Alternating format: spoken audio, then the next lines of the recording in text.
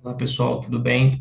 Sou o professor André, sou professor da área de contabilidade pública e a pedido do meu amigo professor Ricardo, vou estar gravando aqui algumas questões, algumas resoluções relacionadas à parte de contabilidade pública para o exame de suficiência. De antemão, gostaria de agradecer o convite feito por ele e sempre bom ter a oportunidade de estar compartilhando, dividir um pouquinho do que a gente aprendeu durante esses últimos tempos. Sou formado em contabilidade, tenho um mestrado em administração e pós-graduação em finanças. Atualmente tenho lecionado, sou professor na área de contabilidade pública na Universidade de Rio Verde, Goiás. Separei aqui, antes de começar, a resolver as questões, eu e o professor Ricardo, a gente estava conversando e discutindo algumas questões sobre exame, e ficou perceptível para a gente, assim, pelo menos foi né, durante nossas conversas, que a gente percebeu que a complexidade da prova, né, ela teve um aumento. Isso se reflete até mesmo nos índices de reprovação, né, são bem altos, bem elevados. Entretanto, na parte de contabilidade pública em si, houve uma simplificação da aplicação dos conceitos. De que forma? Antes de 2017, 2018, a gente tinha um foco maior nos aspectos orçamentários, né? As questões envolviam os aspectos normativos e aspectos orçamentários. A partir de 2018 para cá, 2019 mais precisamente, os aspectos orçamentários eles continuaram existindo na prova, só que em menor grau. O foco passou a ser contas de resultado e discussões a respeito de elementos contábeis que se aplicavam a qualquer nível de contabilidade, seja ela societária, seja ela privada, seja ela terceiro setor. De que forma? Os conceitos como estoque, passivos e ativos contingentes, ativo intangível, ativo mobilizado, o conhecimento do conceito, o domínio do conceito no sentido societário, no sentido amplo, serviria de aplicação na parte pública. Então, não necessariamente as provas elas entravam dentro dos aspectos específicos dos ativos dentro do setor público, mas sim dos aspectos genéricos. Então, você tinha questões ali que abordavam os estoques, ativo mobilizado, passivos e ativos contingentes, que o mero domínio desse assunto já seria suficiente para resolver a questão, porque a roupagem é unicamente o objeto lá da questão, era a parte pública. Mas a essência e todo o processo de estudo, todo o processo de análise da questão, era o conceito propriamente dito. Então, além disso, né, foi uma tendência das provas atuais de CRC na parte de contabilidade pública, a abordar conceitos genéricos de contabilidade, conceitos amplos de contabilidade, aplicando a parte pública. Eu preferi aqui nesse exercício, nesse slide, né, trazer os aspectos que são realmente aspectos que entram dentro das configurações da contabilidade aplicada ao setor público. Obviamente que pode ter alguma outra questão que ela envolva os dois tipos de conhecimento, mas aqui o alvo é pegar as questões que são específicas da parte pública e, além disso, trazer aqui o que é recorrente, quais são os reflexos, conceitos que são recorrentes, de modo que seja o mais eficiente possível para ajudar na resolução de questões, né? Os conceitos, todo o domínio teórico, ele é muito relevante, ele é muito importante, mas acredito que o foco também é saber o que a prova pede, o que a prova determina, né? Então, eu vou estar resolvendo com vocês algumas dessas questões e vou estar exemplificando aqui como é que funciona, como é que tem caído, né? Essas questões, elas são questões que têm uma recorrência, né? O assunto em si tem uma recorrência. Então, antes de abordar essas questões, eu vou acabar falando um pouquinho do assunto para poder entrar na resolução delas.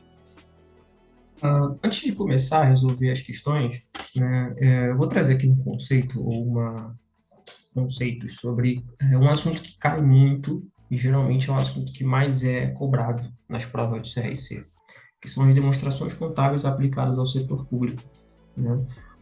É muito cobrado o conceito dessas demonstrações, ou muitas vezes são questões que tentam validar ou invalidar a afirmação, se tem algum item, algum elemento incorreto dentro da frase ou dentro da afirmativa das opções. E aí, é muito interessante, é muito relevante a gente ver o conceito dessas demonstrações contábeis, né? Basicamente, a gente tem 5 demonstrações contábeis que caem com recorrência nas provas, pelo menos algum tipo de, de informação ou algum tipo de noção básica sobre elas, né? A gente começa pelo balanço patrimonial, que para quem estuda contabilidade societária, Continua sendo o conjunto de bens e direitos, tá? E obrigações de uma empresa. Não muda. O que difere na parte pública é que, além desses itens, você tem lá uma coisa chamada ativo permanente e passivo permanente, né? Que são os elementos fixos de movimentação orçamentária, são movimentos que dependem de autorização orçamentária para a sua movimentação. Então, basicamente, é essa a única diferença que você tem no balanço patrimonial. E aí você tem mais outras três demonstrações, que essas sim, são totalmente voltadas para a parte de evidenciação pública. Você tem o balanço orçamentário, que basicamente funciona como planejamento, né? Então, diferentemente do setor privado ou de qualquer outro do terceiro setor, em que você tem que planejar, né? Mas você não é obrigado a evidenciar o que é planejado, no setor público, o planejamento ele precisa ser evidenciado. Então, a estimativa de quanto eu vou arrecadar, a fixação de quanto eu vou gastar, precisa ter um planejamento. E esse planejamento é colocado e posto numa demonstração chamada balanço orçamentário. Então, é no balanço orçamentário que você faz a previsão e as estimativas que você tem a receber e você fixa aquilo que você vai gastar. Então, é uma demonstração que evidencia o planejamento. Obviamente que essa demonstração ela não existe no setor privado como algo normativo, algo legal obrigatório. Pode haver um balanço orçamentário, todas as empresas têm um orçamento, porém esse orçamento é para uso gerencial. O setor público não, é para fins de divulgação. Então, a primeira demonstração ali que você tem de diferente, que é muito cobrado, conceitualmente falando, é o balanço orçamentário, uh, e o balanço patrimonial. São as primeiras ali na ordem de cobrança. Tá? Sequencialmente, a gente tem uma outra demonstração que, pela Consulplan, ela tem crescido bastante o nível, a cobrança sobre ela, sobre os conceitos que ela está envolvida, que é a DVP, a chamada DVP, Demonstração das Variações Patrimoniais. Essa demonstração, ela segue uma lógica similar à DRE do setor privado.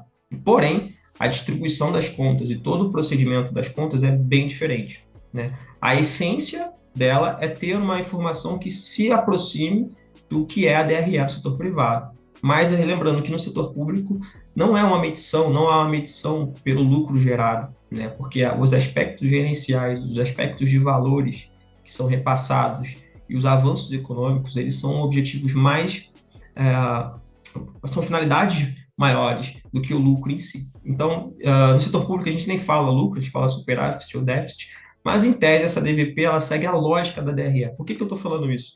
Porque na hora que as contas aparecerem, a gente vai ter que levar em consideração uma coisa que é muito intuitiva, que é receita ou despesa, né? O conceito de receita e o conceito de despesa. O que afetar a situação líquida ou patrimônio líquido da empresa é considerado uma DVP, uma demonstração de variação patrimonial. Essa DVP ela pode ser tanto aumentativa quanto diminutiva. Então, você tem casos ali em que você tem um empréstimo, que no setor público é chamado de uma operação de crédito. O empréstimo ele é um efeito permutativo, porque ele entra, você ganha um ativo, mas você ganha uma cobrança. Então, de fato, ele não impacta diretamente no patrimônio. Então, ele não seria, né, contabilizado imediatamente como uma despesa. Mas os juros que são impactados nesse empréstimo, sim, são despesa. A DVP ela segue essa lógica. Só entra na DVP ou só se configura como uma demonstração de variação patrimonial aquilo que afetar a situação líquida, patrimônio líquido. Então, basicamente, quando a gente olhar para as contas, né, que forem apresentadas, é basicamente olhar o que afeta e o que não afeta o patrimônio líquido. E aí, na essência, o conceito é o mesmo, seja ele público, seja ele privado. O que muda são as terminologias, as contas. Tem ali o quarto, mas não menos importante, o balanço financeiro, que também é uma demonstração contábil específica do setor público. O que esse balanço financeiro faz? Uma coisa é eu planejar quanto eu vou arrecadar. Outro momento é eu mensurar o que eu arrecadei e colocar isso dentro de um banco, dentro de um caixa.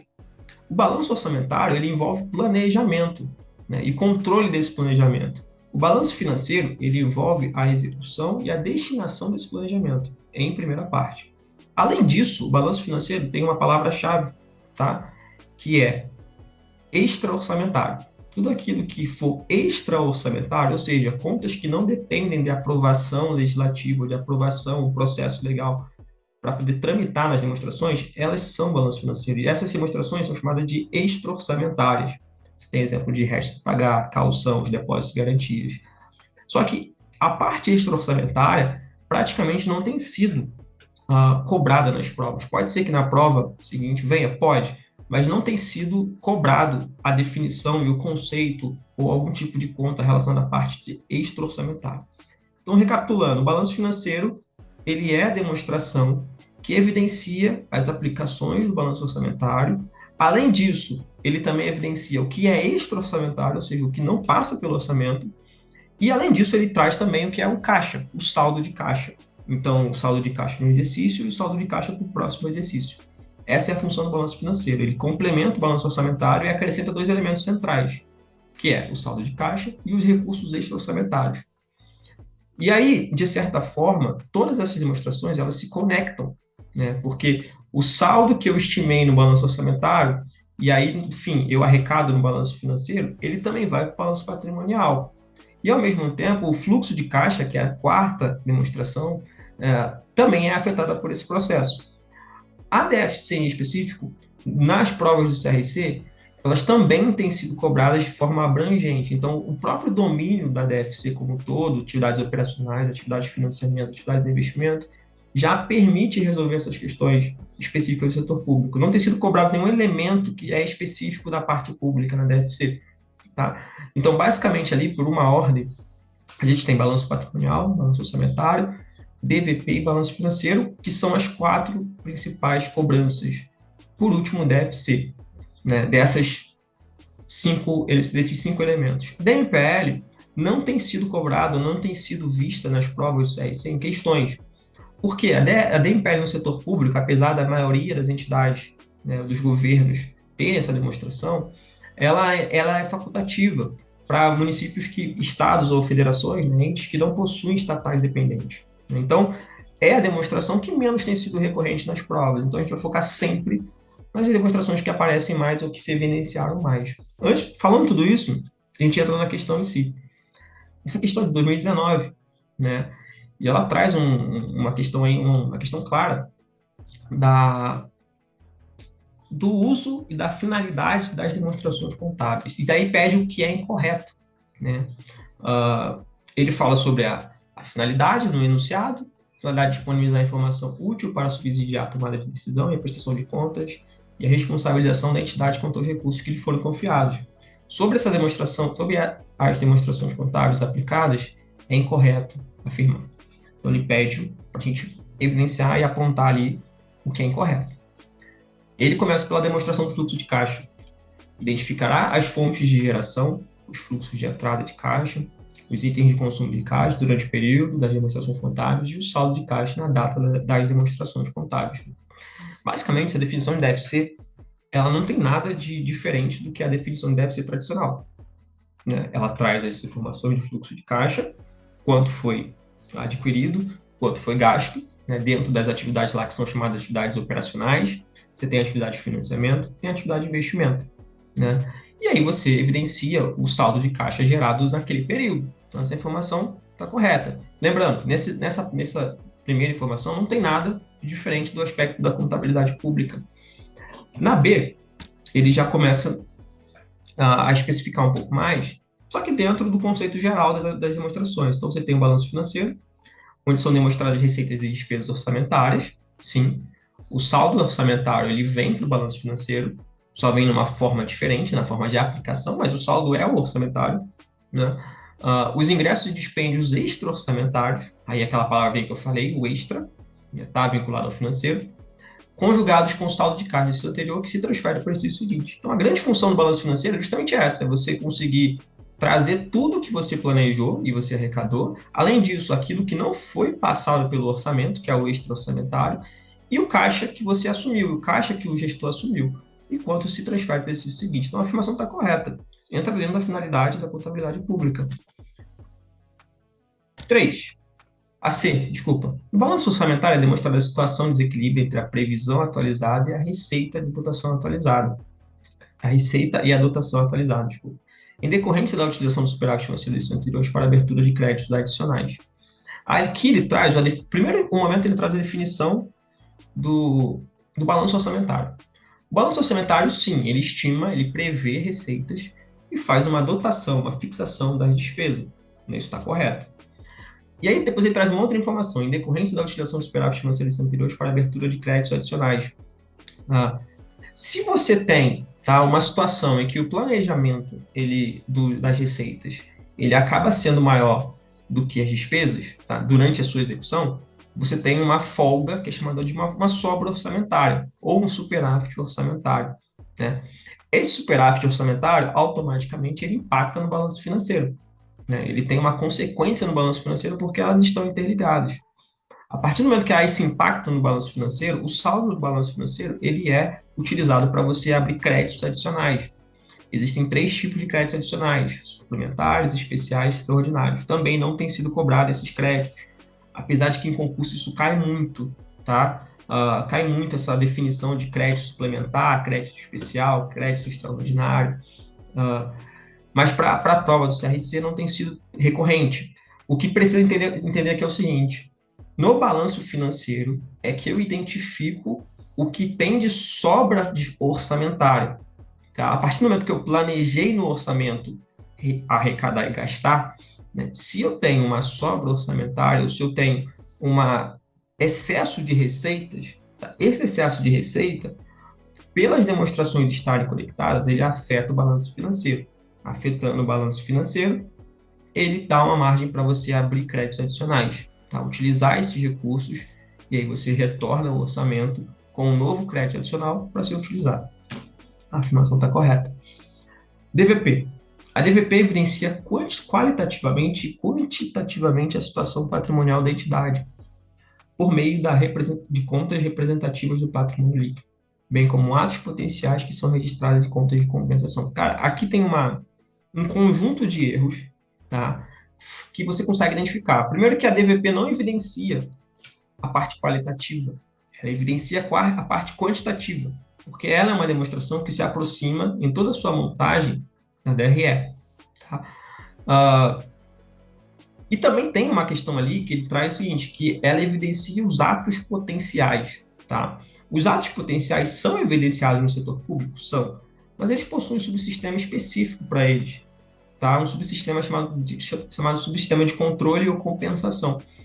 Então, na DVP, não é evidenciado os aspectos potenciais ou aspectos qualitativos, somente aspectos quantitativos. Então, essa aqui seria a opção errada, né? E aí vem a definição ali da norma, né? Que as variações qualitativas são decorrentes de transações do setor público que alteram a composição dos elementos, sem afetar o patrimônio líquido. Então, ela traz uma alteração nos elementos patrimoniais, mas não afeta o patrimônio líquido. É como se fosse um empréstimo. Você contrai um empréstimo, você tem um caixa e você tem uma dívida. A ação em si, de você contrair esse empréstimo, não tem impacto direto no patrimônio líquido. Venda de um bem, tá? Houve uma venda de um bem sem nenhum lucro ou sem nenhuma perda. Essa venda tem um efeito permutativo, porque você vai tirar do não circulante, do ativo mobilizado, e vai adicionar o seu caixa. Então, são variações que abordam aspectos qualitativos, mas não impactam dentro da demonstração da DVP nem da DRE. Então, por esse motivo, essa questão aqui estaria errada. Então, vamos dar continuidade à resolução. Né? A próxima questão aí, antes de entrar na próxima questão, nas próximas questões, eu julguei interessante trazer aqui um conceito muito cobrado no CRC, que são em especial, o sistema da informação contábil no setor público. Né? Como eu falei, a gente define o setor público por tipos de sistemas, que são chamados de orçamentário, patrimonial, compensação e sistema de custos. Né? Vou comentar um pouquinho cada um deles, reforçando mais o que é cobrado. Tá? Dentre os sistemas cobrados nas NBCTs, inclusive, eles estão inclusos nas NBCTs, o maior foco das questões da prova tem sido o orçamentário patrimonial. Vou explicar o que seria isso. Quando você faz aquele planejamento, que eu mencionei no início do vídeo, que é você prever o que vai arrecadar, de você fixar o que vai gastar, esse planejamento ele é registrado em um sistema. E esse sistema se chama de sistema orçamentário, né, que é o sistema do planejamento. Então, o que você planeja, ele impacta diretamente numa constituição, numa demonstração chamada balanço orçamentário, e, consequentemente, o que você arrecada ou porventura deixa de arrecadar impacta no balanço financeiro. E automaticamente esses valores também impactam no DFC. Então é um sistema, um subsistema em que você tem uma conexão com várias demonstrações contábeis, a prioridade do balanço orçamentário. Então, nesse subsistema orçamentário são lançados tudo aquilo que você prevê e tudo aquilo que você estima gastar, fixa gastar, desculpa. E aí, quando você tem esse fato gerador, ou quando o contribuinte vai lá e exerce o pagamento de um imposto, ou quando o município ele tem o fato gerador que determina o recebimento desse imposto, esse fato gerador gera um lançamento do balanço orçamentário e um lançamento do ponto de vista patrimonial. O patrimonial, ele segue basicamente o princípio da competência nesse subsistema contábil. Então, ele se assemelha à contabilização da contabilidade privada, do registro da contabilidade privada. A partir do momento em que você tem um fato gerador, você gera um lançamento do patrimônio. Mas você pergunta, mas então por que eu separo o orçamentário do patrimonial? Porque no orçamentário é um planejamento. Você pode arrecadar, você pode não arrecadar. Só gera um lançamento para fins de aspectos contábeis, né, da forma como nós tradicionalmente falamos no privado, quando você tem o fato gerador que determina o lançamento do patrimonial.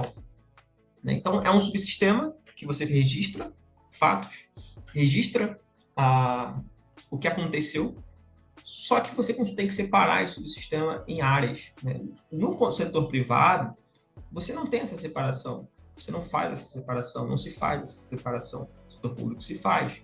Ele tem que ser o mais transparente possível e evidenciar o maior número de fatos e elementos possíveis. Então, tem esses dois sistemas centrais, que são orçamentário e patrimonial. E aí você tem as demonstrações que se enquadram, os lançamentos que se enquadram dentro dessas demonstrações. Por que eu estou falando isso? Porque nas provas tem sido muito cobrado o subsistema, tá? O entendimento do subsistema tem auxiliado na parte do processo do lançamento.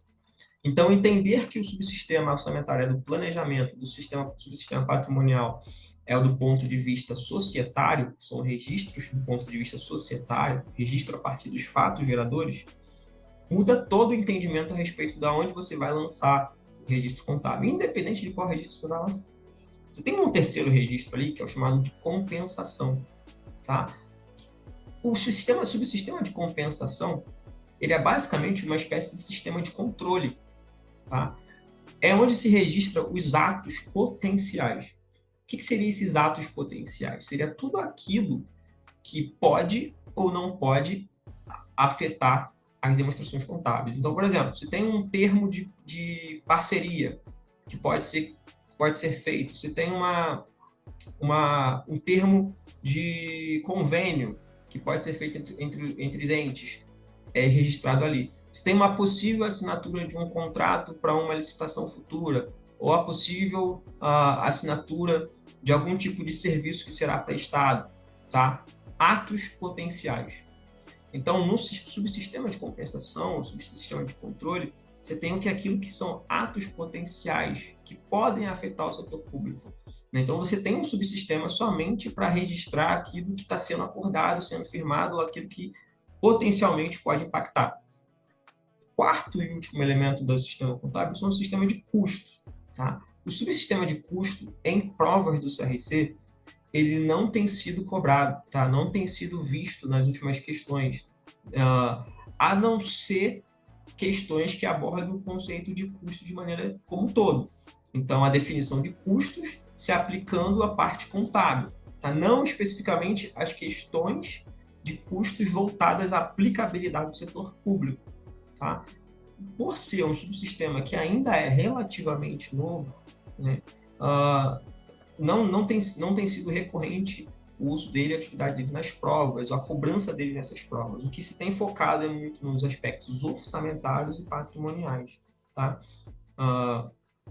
E aí, a partir desses conceitos, você tem a natureza das contas, o plano de contas, né, que a gente chama de PCASP, setor público. Você tem as contas de natureza patrimonial, que são ativos e passivos, né?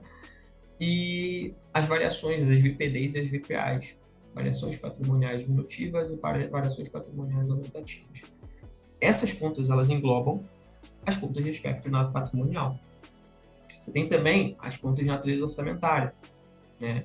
Que você tem lá o planejamento, o controle, tá? A execução do orçamento, o quanto você planejou, o quanto você estimou gastar, o quanto vai arrecadar de imposto.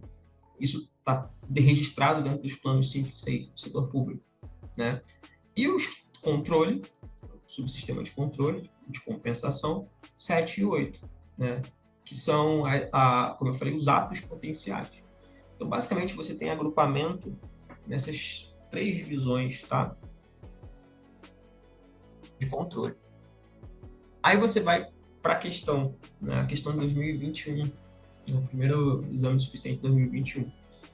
Ele traz ali, ó, um edifício pertence a uma entidade do setor público, um edifício pertencente a uma entidade do setor público foi danificada por um incêndio. Após esse acontecimento, a entidade apresentou as seguintes informações.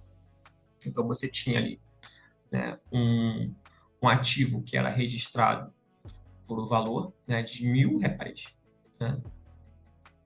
Você tinha também o valor justo desse ativo líquido de despesa, né, quanto eu venderia esse ativo, e o valor de uso, né, que era 900. Então, o valor do benefício que esse bem trazia, ficando com ele, era 900. O valor do benefício que esse bem trazia, o vendendo liquidamente, era 800. Na definição, né, tradicional de contabilidade do valor recuperável, a gente tem o seguinte: o valor recuperável é o valor de mercado, que seria o valor justo, ou o valor de uso. Dos dois, o maior. Então, sempre o valor recuperável vai ser o maior valor entre o valor de uso e o valor de mercado, o valor justo. Esse conceito ele se aplica a qualquer, né, a contabilidade em diversos aspectos. Só que tem um problema. Eu comprei esse ativo aqui na questão de fala que o ativo foi comprado por R$ 1.000. Se ele foi comprado por R$ 1.000, o valor de custo dele é R$ 1.000. Então, o mínimo que eu precisaria vendê-lo ou utilizá-lo para ter recompensa desses R$ 1.000 seria acima de R$ 1.000. O valor recuperável dele, né, é de 900. Então, logo, o maior valor, sendo o valor recuperável, comparado com o que eu comprei, eu tenho uma perda de R$ 100. Então, repara aí que automaticamente, né, você já tem uma perda e você precisa registrar uma perda, né? O entendimento do registro da perda no balanço é fundamental, porque a partir do momento que você entende como é que se registra a perda ou como se chega na perda, você resolve essa questão. Sabendo que o valor recuperável, independente do setor contábil, da área econômica, é o maior valor entre o valor de uso e o valor justo, ou o valor de uso e o valor justo, você consegue entender essa questão. Eu comprei por 1.000, o meu valor recuperável é 900, então eu tenho uma perda de 100. Aí entra o X da questão, literalmente aqui. Por que a primeira está correta? Simplesmente porque você não faz o débito na conta do bem. Você não reduz o valor do bem. Você registra uma conta redutora que diminui o valor do bem, né? Igualmente na contabilidade tradicional. O ativo imobilizado, se ele tiver uma perda, ou se ele tiver uma redução, ou que seja, depreciação, a gente não debita, né, o bem em si, você não acredita o bem em si, o bem continua com o valor dele. Você simplesmente atualiza a conta de perda ou a depreciação. No caso aqui, ó, o lançamento ele está incorreto, né? Ele diz que a crédito é avaliação patrimonial diminutiva com redução de valor recuperável e a débito bens imóveis. Se é uma perda, tá? Se é uma perda, é uma despesa. E uma variação patrimonial diminutiva, ela tem natureza devedora, não credora, né? E, ao mesmo tempo, você não debitaria os imóveis, né? Você debitaria a conta de despesa. Então, essa aqui estaria com o valor correto e o lançamento errado. A segunda opção aí, ele debita a redução do valor recuperável do ativo imobilizado, tá ok? Porém, ele utiliza aqui como grupo de contas, né, a variação patrimonial aumentativa, de reversão de redução do valor recuperável. A variação patrimonial aumentativa, ela é, de fato, o grupo 4, como está aqui. Porém, isso aqui não é uma variação patrimonial aumentativa. Então, aqui, ó, considerando que que a gente tem, né, uma redução do bem, que é de fato uma redução do ativo, né, você tem que reconhecer a variação à despesa do setor público, que é evidenciada no grupo 3. Então, você reduz o valor do ativo recuperável, do ativo, através de uma conta redutora, e reconhece uma despesa, que é justamente o elemento 3 do plano de contas. Então, essa opção estaria correta. E a última opção, obviamente, estaria errada, simplesmente pelo valor. Tá? Quem utilizou 800 como valor recuperável, não lembrou da regrinha que o valor recuperável é o maior valor entre o valor de uso e o valor de justo, né? Teria marcado essa opção aqui, porque o lançamento dela está correto, você debita uma despesa, né, uma variação patrimonial diminutiva, e se credita o bem, o ativo mobilizado, através de uma conta redutora. Ok, porém o valor aqui estaria incorreto. Outra questão com o mesmo sentido, só que aí já mais específico, com o subsistema sendo destacado, sendo evidenciado. Essa questão é muito interessante, né?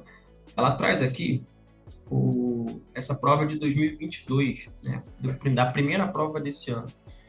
Ele traz aqui, ó, uma introdução sobre a questão dos ativos dentro de uma instituição, de uma entidade pública. Determinada instituição do setor público contratou uma empresa para desenvolver um software para a sua gestão orçamentária e patrimonial. Após 3 meses prestando serviço, a empresa contratada desenvolveu o software. Diante desse contexto, considerando o que está disposto nas normas de contabilidade técnica do setor público, a cenário alternativa que demonstra a contabilização da transferência da conta softwares em desenvolvimento para softwares, considerando a conclusão desse desenvolvimento. Então, basicamente, aqui, ó, a gente tem um item, um elemento, que ele é considerado um ativo, né? Se a gente esquecer da parte pública e focar na parte abrangente da contabilidade, os softwares, a licença, direito, patente, marca, são todos ativos, né? Especialmente classificados no grupo de ativos intangíveis. A gente sabe que esses itens, esses elementos, tradicionalmente são considerados ativos. E aí, a primeira conta, intuitivamente, a gente vai no grupo de contas. Aí você fala, mas o plano de contas é o 1. Sim, então está correto. Todas as questões apresentam um plano de contas com o início 1. Então, são todas consideradas contas de ativo.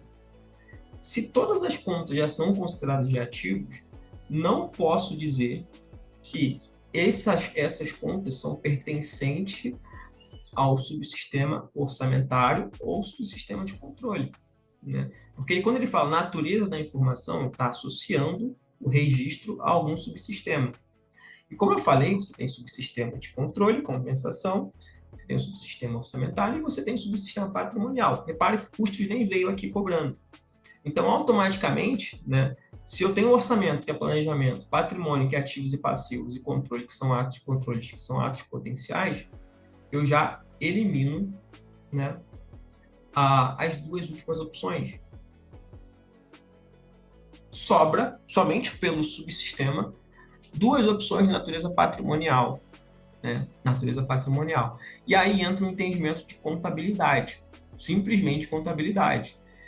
Se eu tenho um ativo em desenvolvimento e esse ativo é concluído e eu jogo esses ativos para uma conta que é em específico softwares, logo eu tenho que creditar o desenvolvimento e debitar o que foi concluído, gerando assim um ativo em definitivo. Portanto, a opção que traz essa questão, eu não botei aqui, mas é a opção A, né? Que eu credito softwares em desenvolvimento, subsistema patrimonial e debito a conta softwares. Portanto, devidamente adicionado o gabarito A, questão A. Somente pelo entendimento do que são esses subsistemas, eu conseguiria resolver essa questão. É interessante notar que esse tipo de questão que envolve o subsistema, que envolve o lançamento, ele tem sido recorrente. Muitas vezes, o lançamento em si parece super complexo, né? Porque as contas, eles trazem um nível detalhado, plano de contas, trazem contas que às vezes são específicas do setor público, porém, entendendo a natureza da informação, a natureza do subsistema em que ela se encontra, é possível resolver. O principal entendimento dessas questões é saber que existem ou saber como funcionam esses 4 subsistemas, em especial orçamentário e patrimonial. Dominando o entendimento desses subsistemas, fica mais fácil resolver as questões, né? Quem puder, obviamente, tenta entender ou ler o MCASP, o manual completo, entender as contas, entender o plano de contas, olhar o PCASP, né? Para ter uma noção do que são contas específicas do setor público, contas que têm uma nomenclatura voltada para a parte pública, que não foi o caso, né? Nesse caso aqui, não teve, não teve essa cobrança em específico, mas o subsistema, questões de lançamento têm sido cobradas ao lado de subsistemas. Entender o subsistema é um primeiro passo para poder entender o lançamento. Repara que somente por entender o subsistema já consegui eliminar 2 questões aqui, né? E o restante foi pela parte da contabilidade, esse débito e crédito, tá? Entendendo, interpretando a questão. Então, a roupagem do lançamento em si, ele não muda em relação à contabilidade tradicional, contabilidade privada. Aí ele traz uma informação que é interessante, que é o balanço patrimonial, é a demonstração contábil que evidencia qualitativa e quantitativamente a situação patrimonial da entidade pública, por meio de contas representativas do patrimônio público, bem como atos potenciais que são registrados nas contas de compensação, natureza da informação de controle. Qual grupo de contas deverá ser registrado na conta compensação como atos potenciais passivos? O balanço patrimonial, ele evidencia, né, a situação do patrimônio da entidade e também evidencia, né, as alterações, né, os efeitos permutativos das transações no patrimônio. Então, se você faz um pagamento de um empréstimo ou um pagamento de um fornecedor, essa alteração ela vai ser evidenciada no balanço patrimonial, porque de um ano vai estar um valor e no outro ano esse valor vai ser alterado, né? Só que, além disso, também é evidenciado no balanço patrimonial, né, os atos potenciais. Por isso que eu disse lá no início que no balanço patrimonial, você além de evidenciar a situação do patrimônio da entidade, você também traz os ativos chamados ativos permanentes, passivos e ativos permanentes, ou atos potenciais que podem afetar ou não o patrimônio. E aí ele traz o seguinte, ele fala que ato potencial pode ser considerado como um ato potencial passivo, né? E aí parte do entendimento daquilo que pode ser possível de afetar o seu passivo, né? Afetar o seu patrimônio. Quais dessas contas? Ele traz, valores de crédito da dívida ativa tributária. A dívida, a parte tributária, né, que o ente tem a receber, né, a parte do crédito que ele tem a receber, é um ato potencial, mas é um ato potencial ativo, porque é positivo, né, não é um ato potencial passivo, né. Direitos que têm por objetos bens incorpóreos destinados à manutenção da entidade vencidos com essa finalidade. De novo, uma definição parcial aí do ativo intangível, o que não tem substância física, ou seja, incorpóreo, que é destinado à manutenção das atividades. É definição clara de um ativo intangível. Isso é um ato potencial? É, mas é um ato potencial ativo, não passivo. Então, se eu firmar uma possibilidade de compra de algum imóvel ou de algum tipo de licença, algum tipo de patente, qualquer tipo dessa transação dessa, e eu tiver a intenção de comprar, eu preciso registrar isso no balanço orçamentário antes de comprar, isso vai ser considerado como um ato potencial, mas um ato potencial ativo, porque vai ser uma aquisição que a entidade vai estar fazendo.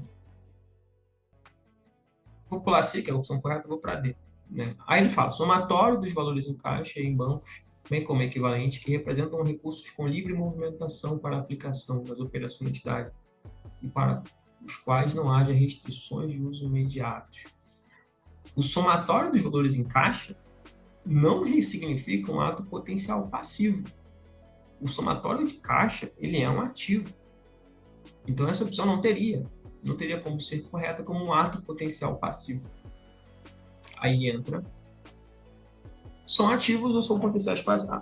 São ativos ou potenciais ativos. Então, o caixa é um ativo ou os outros dois, o ativo intangível e os créditos são potenciais, né? São potenciais ativos. Então, não poderiam ser, não poderia se enquadrar. A única opção ali que a gente tem é a letra C, que é as contas relacionadas ao registro no conveniente, né? Dos convênios firmados entre entidades objetivando o cumprimento de finalidades comuns. Aí sim, a partir do momento que eu tenho uma possibilidade de parceria, uma possibilidade de convênio, uma possibilidade de execução de algum projeto que necessite de um registro, tá? Um registro contábil dessa possibilidade, eu tenho uma possível obrigação nesse caso. A partir do momento que eu vou cumprir finalidades, ou que eu vou firmar uma parceria, essa parceria vai me gerar uma demanda financeira, uma demanda de algum investimento por parte do setor público, isso é um ato potencial de obrigação. Tá? Isso vai gerar um potencial ato, um potencial passivo. Né? A partir do momento que, que o Estado ele assume uma obrigação ou recebe uma doação para cumprir uma obrigação, automaticamente ele recebe o recurso, mas ele ganha também uma obrigação de cumprir alguma coisa.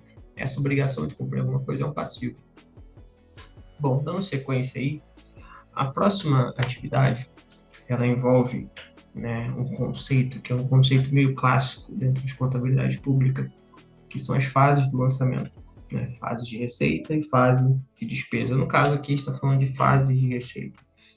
Por que eu estou mencionando essa questão das fases? Porque também é recorrente a cobrança dos aspectos da receita, das fases dessa receita. Não necessariamente do conceito em si, mas assim, do sentido do lançamento, né?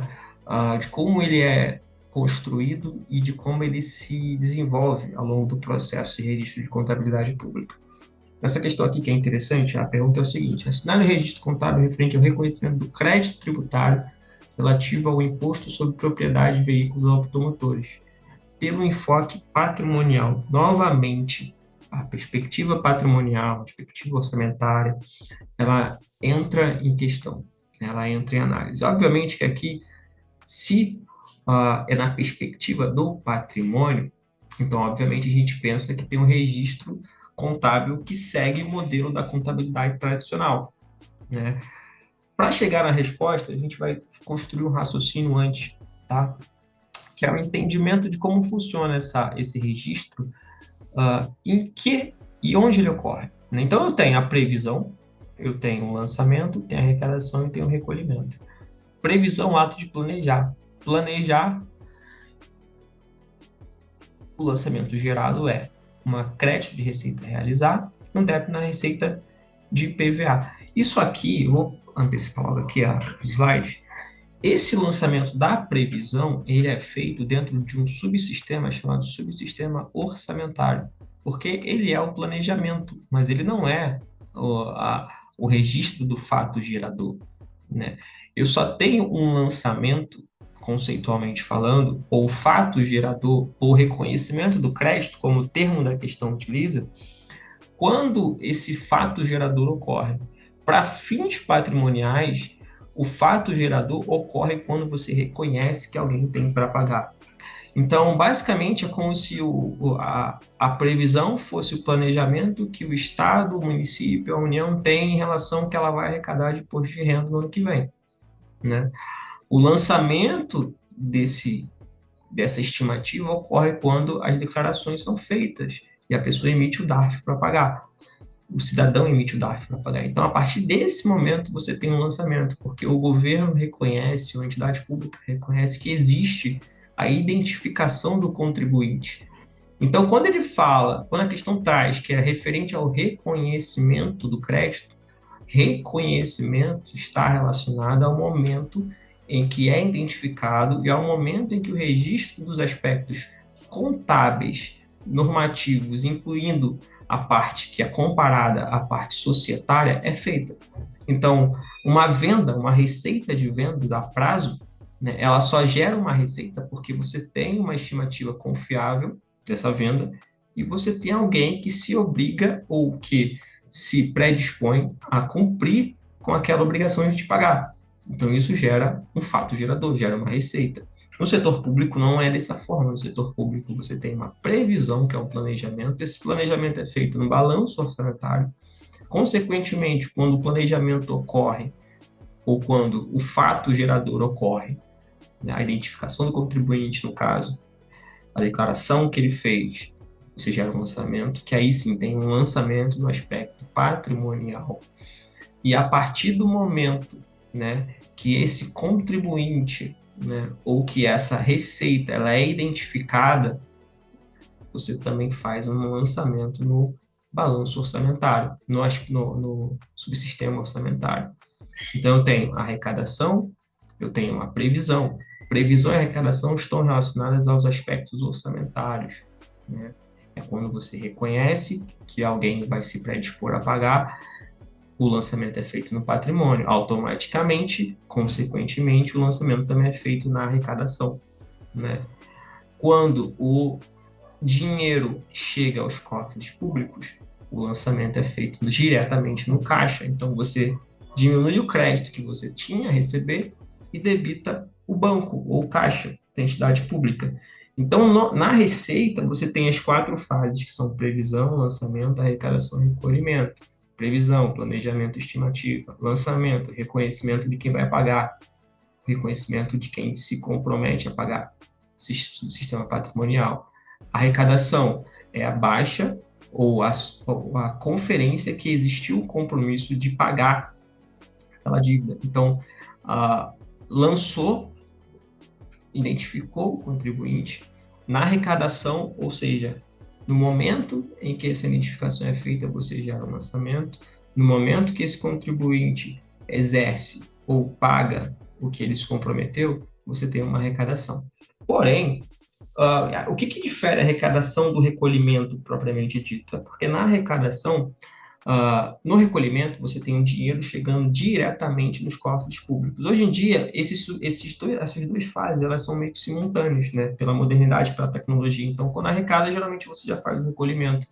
Mas, teoricamente falando, a arrecadação é quando o contribuinte faz o pagamento, e aí até o momento em que esse pagamento não chegar na fase, no caixa, na conta da entidade pública, você ainda não tem o recolhimento. Você só tem o recolhimento a partir do momento que a entidade que fez que colheu esse dinheiro, que recebeu esse dinheiro, repassa para o cofre público. Então, basicamente, antes de resolver a questão, a gente tem esses conceitos, as fases da receita, essas divisões. Cada fase se enquadra em um subsistema, né? Então, uma fase segue a lógica do planejamento, outra fase segue a lógica do patrimônio, tá? Do fato gerador. Aí ele fala. A questão é, assinale o registro contábil referente ao recolhimento do crédito tributário, reconhecimento do crédito tributário. Então, reconhecimento do crédito tributário, eu já sei que vai ser ou lançamento ou recolhimento. Quando ele fala somente reconhecer, então automaticamente ele está falando de um lançamento, de uma conta que ele tem a receber e de uma receita que ele vai reconhecer. Porque quando a gente tem esse lançamento, você reconhece de fato uma receita nos aspectos patrimoniais. Para o patrimônio, para a receita, fato gerador, não depende de recebimento. O fato gerador depende de reconhecimento. A partir do momento que há o reconhecimento e o compromisso de se arcar com a responsabilidade ou de receber determinado erário, já se reconhece a receita, seguindo a lógica do setor privado, né? Ao contrário da parte pública, na parte orçamentária, né, você tem o planejamento e os planejamentos seguem uma fase diferente. Então, aqui no caso, você tinha créditos tributários a receber, a débito e a crédito em imposto de patrimônio e renda, que era a opção correta, né? Que uma receita sendo reconhecida e um direito de receber um crédito tributário no futuro. Aqui a B estaria errada porque não foi diretamente no caixa, né? Seria diretamente no caixa se ele tivesse dito, não tivesse a palavra reconhecimento, mas sim a palavra recolhimento. O recolhimento é quando a entidade financeira que recolheu aquele dinheiro repassa para o cofre. Então não seria a opção B simplesmente pelo fato de termo. A terminologia fala reconhecer. Débito dos impostos patrimoniais, aqui estaria invertido, né? Porque o crédito tributário a receber, na verdade, é um direito, é um direito que a entidade tem. Então, sendo um direito, a Constituição de direito, ela só poderia vir a débito, né? Ah, e aqui na D também estaria errada, porque não houve o recolhimento, não houve o repasse ao banco, não houve essa fase, né? Então, estaria errado pelo débito e estaria errado também pelo crédito, por ser um direito, né? Próxima questão. Antes de até comentar essa questão, né? Como eu falei, as fases da receita são previsão, lançamento, arrecadação e recolhimento. As fases da despesa são fixação, empenho, liquidação e pagamento. Esse conceito ele vai ser muito interessante para resolver algumas questões da receita. Tem sido cobrado muitos dos aspectos patrimoniais, obviamente, como eu disse no início, e esses aspectos orçamentários, eles costumam cair esporadicamente, né? Algumas provas geralmente intercalam. Na última prova não teve uma questão que abordasse de fato a teoria e os aspectos orçamentários. Mas é interessante destacar que, seguindo esses procedimentos das fases, você tem as fases da despesa e fases da receita orçamentária. A receita eu comentei no vídeo anterior, e a despesa também segue a mesma lógica. Você tem a fixação, você tem o empenho, tem a liquidação, tem o pagamento. Fixação é a identificação de quem vai prestar o serviço. Fixação é você identificar na receita da onde virá o recurso para pagar aquela despesa. Então, eu tenho uma receita de imposto, e aí eu sei que a despesa que eu vou ter em alguma ação, em alguma atividade, em alguma área, vai estar vinculada àquele imposto. Por isso que a receita ela é prevista e a despesa ela é fixada, né? A partir do momento que há essa fixação, eu tenho que passar para a próxima fase, que seria a fase do empenho, ou seja, a identificação de quem vai ou do qual vai ser o prestador que vai executar aquele serviço. Então, uma coisa é fixar, outra coisa é empenhar. Fixar é eu separar uma parte do orçamento para cumprir uma obrigação, para fazer alguma coisa. Empenho é quando eu identifico, dentre várias possibilidades, entre vários fornecedores, aquele que vai fazer a ação, que vai cumprir aquela ação. Então, a gente fala que o empenho é o ato emanado de autoridade competente que cria para o Estado a obrigação de pagamento, né? Então, essa fase do empenho. Liquidação é quando o fornecedor, digamos assim, presta o serviço, tá? E fica durante um período aguardando um processo de conferência, um processo de checagem.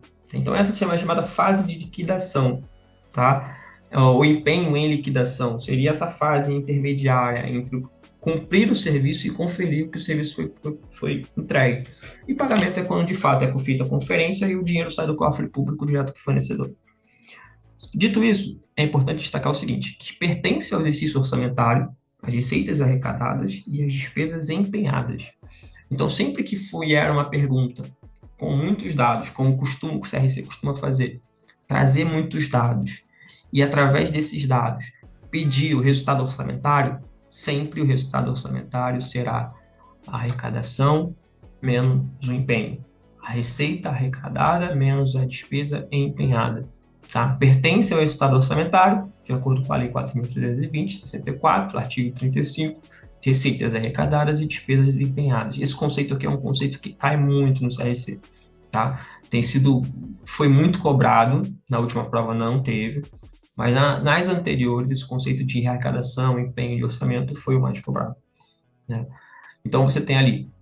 Aí ele dá uma situação, né? Um ente público apresentou as seguintes informações sobre o balanço orçamentário referente ao exercício financeiro: previsão inicial, previsão atualizada, aí traz receita realizada, dotação inicial, dotação atualizada, despesa empenhada, despesa liquidada, despesa paga e saldos anteriores. E pede para a gente calcular o exercício orçamentário, né, o resultado orçamentário. De novo, se o resultado orçamentário é a receita arrecadada menos a despesa empenhada, então só nos interessa esses dois elementos. Receita realizada menos despesa empenhada. Mas é liquidada, mas e os saldos anteriores? Não, não importa. As provas têm cobrado resultado orçamentário. Sempre que vier resultado orçamentário, as provas vão exigir que vocês entendam que o orçamento ele é baseado nisso. O resultado orçamentário é aquilo que é arrecadado menos o que é empenhado, tá? De novo, empenho é aquela fase em que você separa no orçamento um espaço ou um valor específico para executar uma atividade, né? E após executar essa atividade, você identificar quem vai executar essa atividade, você gera uma obrigação de pagamento, né? Então, você tem essa fase do empenho e tem a fase da arrecadação. A arrecadação é quando, de fato, o contribuinte ou o órgão público já reconheceu que existe, tá, alguém ou um agente responsável por efetuar aquele pagamento e aquele pagamento foi feito, tá? Então, a resposta correta ali seria a receita realizada menos despesa empenhada. Resultado, 10 e 100, 10 milhões e 100, menos 10 milhões e 150, que vai dar a letra A, né? Um déficit de 50 mil. Aí vem um outro conceito para finalizar, duas questões que abordam conceitos que também são conceitos relevantes, que é a natureza das contas, a natureza das classificações orçamentárias. Dentro do orçamento, a questão 27 ali, destacada, né, ela traz o seguinte, ela fala sobre classificação de despesa de capital e despesa corrente, de acordo com o ato 1320, né? Ele diz que as despesas podem ser classificadas de acordo com a natureza, né? De acordo com a despesa de capital e a despesa corrente. E aí, entra em específico em um elemento da despesa que eu trouxe aqui para poder tentar elucidar, né? A gente tem ali dois tipos de despesa orçamentária, né? Duas naturezas que a gente classifica entre corrente e capital. O que seria a despesa corrente? Seria a despesa que é relacionada com pessoal em cargos, juros, encargos da dívida e outras despesas correntes. Basicamente, é tudo aquilo que é rotina do Estado, rotina do ente, rotina do ente público pagar. E a gente tem a principal despesa, que é a despesa de pessoal, e tem os juros e encargos da dívida, né? E uma classificação terceira chamada de despesa corrente, que são despesas diversas. E, por último, você tem uma outra classificação chamada de despesa de capital, que são os investimentos, inversão financeira e amortização da dívida. Nessa despesa de capital, investimentos seriam aquelas despesas relacionadas à construção de ativos, né, escolas, creches, todo tipo de construção, aquisição de ativos, todo tipo de construção, de aquisição é considerado como um investimento. Então, você tem as despesas correntes, que basicamente são aquelas despesas recorrentes à ação do Estado, à operação do Estado, digamos assim. Tem a despesa de capital, que também são atividades recorrentes, mas atividades que podem ser pontualmente efetuadas, né? Você não tem uma construção de escola continuamente, você não tem uma construção de hospitais continuamente. Você tem ações pontuais. Isso são representados em ativos que são adquiridos. Além disso, você tem uma conta lá, que é 5, chamada inversão financeira. Quando o ente público ele toma propriedade de algo que já estava em sua utilização. Ele já se utilizava daquela propriedade, daquele imóvel, já consta na sua estrutura, só que ele faz o complemento e toma e compra aquele bem. Tá? É muito comum você ter esse tipo de bem que é utilizado pelo setor público, que é conveniado ao setor público, que é explorado, de certa forma, pelo setor público, sem estar em sua posse completa. Então, quando você faz essa aquisição, quando você expande para essas aquisições, você tem uma inversão financeira, que é justamente o ponto da questão. E o próximo ali são despesas de amortização da dívida, né? São o pagamento, né, da dívida pública, pagamento dos empréstimos, pagamento dos créditos são concedidos. Dentro desse aspecto, né, você tem lá a pergunta que é: a despesa pública pode ser classificada, né, despesa corrente de capital, e ele pergunta: a aquisição de imóveis ou bens de capital que estão em utilização devem ser classificadas como? Né? Bens de capital que já estão em utilização, ou bens de capital, só podem ser investimentos ou inversão financeira. O que determina a diferença entre eles é o seguinte: o investimento ele é desde o início pertencente ao setor público. A inversão financeira, ela passa a pertencer ao setor público completamente. Ela pertence como se pertencesse parcialmente. Então, a opção A, ela estaria errada, porque ele fala que já está em utilização. Então, mas pode ser que não caia exatamente essa questão, ou uma questão similar ao grupo o conceito de inversão. Porém, o entendimento desses grupos de contas, ou pelo menos a separação entre o que é corrente e o que é capital, pode ser fundamental para entender na hora de classificar um resultado orçamentário, por exemplo, o resultado de receita corrente, né, ou o resultado corrente, digamos assim. Pode ser elementar entender esses conceitos. Então, ali, despesa corrente, despesa de custeio. Despesa de custeio, né, o próprio nome já fala ali, que é considerado uma outra despesa corrente. Outra despesa corrente do setor público é tudo aquilo que não é pessoal e juros da dívida, juros em cargo da dívida. Então, despesa com almoxarifado, despesa de a energia elétrica dos órgãos administrativos, tudo isso, toda a despesa relacionada à operação do órgão público, a continuidade da operação do órgão público, da entidade pública, é considerado outra despesa corrente, que é um conceito até abrangente, né, para facilitar as complexidades, as diversidades das estruturas públicas nacionais. Então, essa separação é importante saber, corrente e capital. E aí, não poderia ser a despesa de custeio, que é a letra B, né?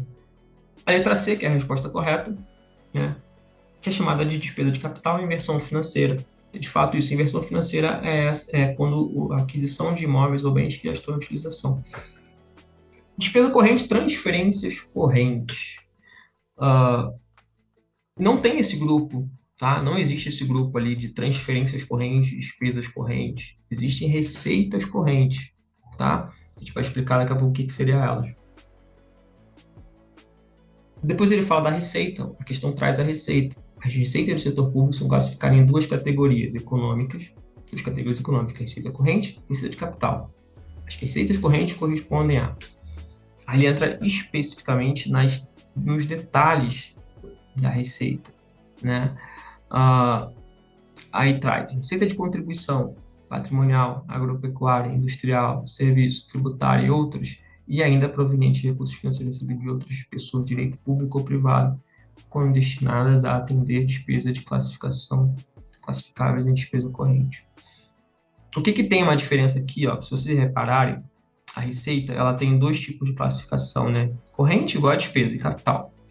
Dentro desses dois grupos, obviamente, a principal receita do setor público é a receita tributária e contribuições. E vem aí as demais receitas que podem eventualmente acontecer, com destaque para duas aí, tá? Tributária, obviamente dito, e transferência corrente. Ou seja, tudo aquilo que o município recebe de alguém, transferido de alguém. Se por ser uma receita, é o que eu recebo, é o que uma entidade recebe. E reparem que você também tem um grupo receita de capital com outras contas, operações de crédito, que são empréstimo, alienação de bens, que são venda de bens, né? A venda de bens, a amortização dos empréstimos, né? Que seria o que ele tem, né? O que é recebido, né, pelo pagamento dos empréstimos antes a antecipação do pagamento dos empréstimos. Transferência de capital, que é basicamente uma conta que segue o mesmo nome aqui, transferência corrente de capital. Então você para e pensa, qual é a diferença de uma para outra? A diferença é o seguinte, essa transferência corrente é a receita que o município recebe para aplicar em despesa corrente. A transferência de capital é a receita que o município recebe para aplicar em despesa de capital. Então, se eu falei município, mas eu quero dizer um ente público, tá? Se o ente público recebe uma receita para pagamento de alguma despesa de pessoal, recebe da União, tá? Um Estado recebe da União a receita para pagamento de alguma despesa de pessoal ou despesa de pessoal, então você tem uma receita de transferência corrente, porque o recebimento dela foi para aplicação em despesa corrente. Se há o recebimento de uma receita para aplicação ou compra de uma escola, tá? ou de um espaço para construir uma escola, ou de um equipamento hospitalar, ou de uma construção de um hospital, essa receita recebida é considerada como receita de transferência de capital. O que determina se vai ser receita de transferência corrente ou de capital? A aplicação. Se a aplicação for despesa corrente, transferência corrente. Se a aplicação for transferência de capital, se for despesa de capital, transferência de capital. E a questão exige justamente isso, né? A questão pede para a gente apontar, né? Eu não acabei não botando aqui na anterior, tá, gente? Despesa de capital e inversão financeira da letra C. Ela pede para a gente apontar ali, né? O que seriam as receitas correntes, né? Aí tem a primeira opção, que é a contribuição patrimonial agropecuária, como eu comentei, né? De uso de público privado quando está a atender despesas classificadas concorrente. Tá certo. Essa opção aqui tá certa. Porque a receita que eu recebo com a aplicação em transferência corrente, né, é classificada como receita corrente. Tá correto.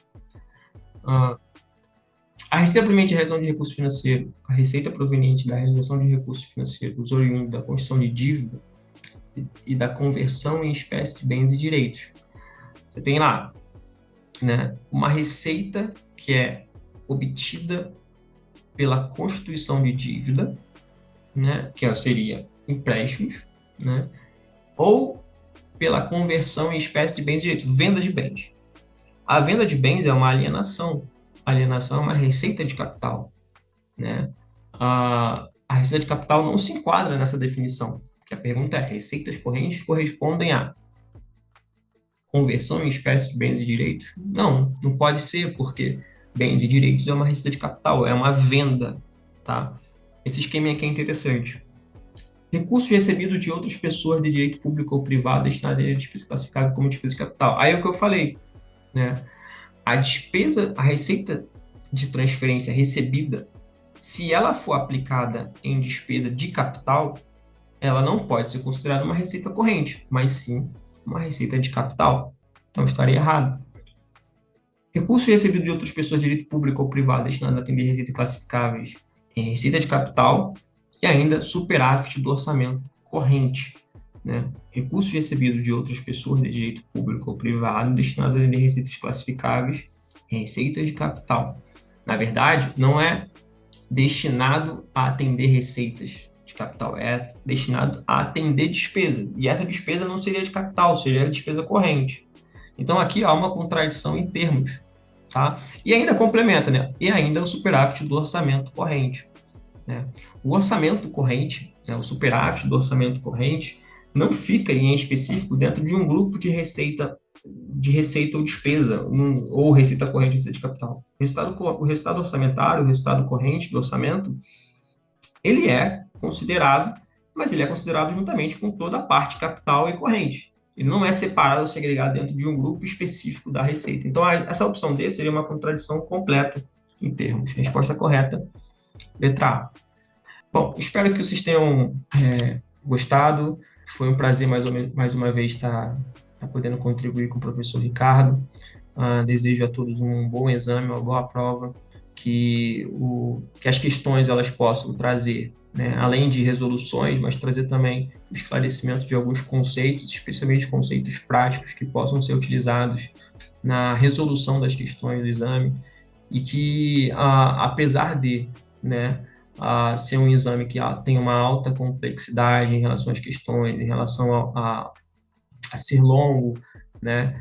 Acredito que a atenção e os detalhes da prova, especialmente na parte pública, os detalhes eles acabam contribuindo para que tenha-se uma resolução mais tranquila, né? Obviamente que exige um conhecimento, algum conhecimento na área de contabilidade pública, mas considerando os aspectos, né, de abordagem que têm sido tomados pelas provas nos últimos anos, a gente consegue definir e trazer algum norte em relação aos conceitos que podem cair, né? Então, assim, esses conceitos, essas chaves, esses termos, né, muitas vezes eles são utilizados de maneira que possa confundir ou de maneira que possa trazer algum item, algum elemento que traga, que prejudique na hora de montar ali a resolução da questão. Mas, de fato, o conhecimento contábil, o conhecimento nas diversas áreas de contabilidade, o estudo nas outras áreas de contabilidade acaba ajudando na resolução da parte pública. Por mais que possua algumas especificidades, né, alguns detalhamentos específicos, as provas têm tomado um uso mais genérico do aspecto contábil aplicado no setor público, né? Então, acredito que 3 ou 4 questões de contabilidade pública são possíveis de se obter e isso no final faz muita diferença. Então, mais uma vez aí, boa sorte, bons estudos a todos.